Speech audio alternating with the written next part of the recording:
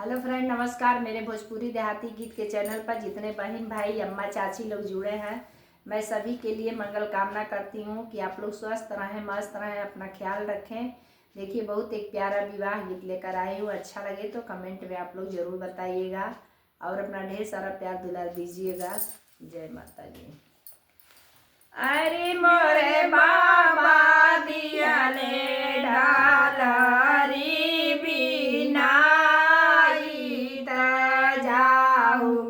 बेटी फूल लोढ़े। अरे मोरे बाबा दियाले डालरी बिनाई जाऊ बेटी फूल लोढ़े। फूलवा लोढ़ाता बेटी धूपी गईली।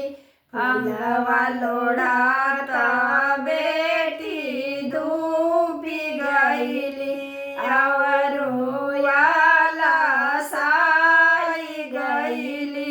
बेटी सूती गईली। आचरा बिछाई ओही राना बन बीचे। बेटी सूती गईली। आचरा बिछाई ओही राना बन बीचे। घोड़ावा चढ़ल आइल दुल्हे कवन राम। घोड़ावा चढ़ल आइल दुल्हे कवन राम। अरे उपरा उपरा ढानरू बजावे ता उठ उठ मलहोरी बिटिया।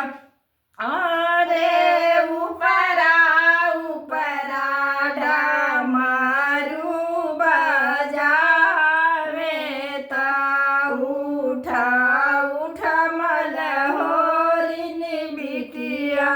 मलहोरी निहाई तुहरी माई बहिनिया।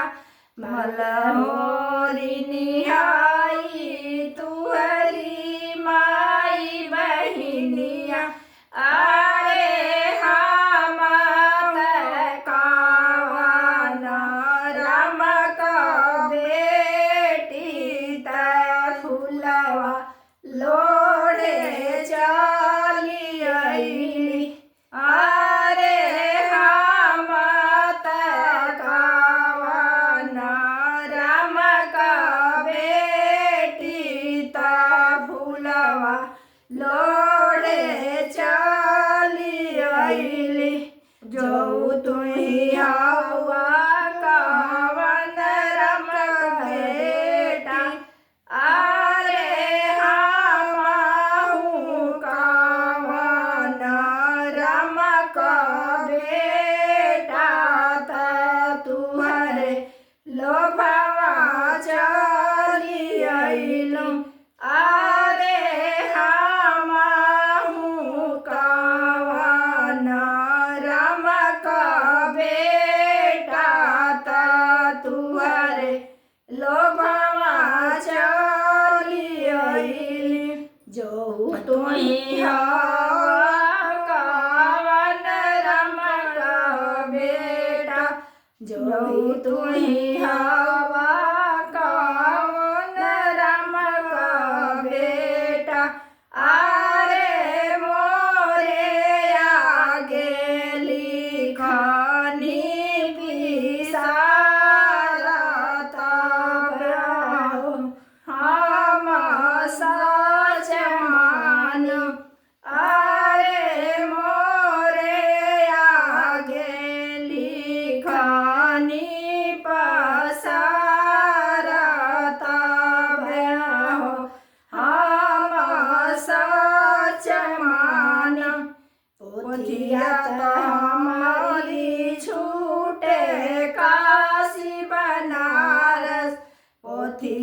साथ छूटे हमरो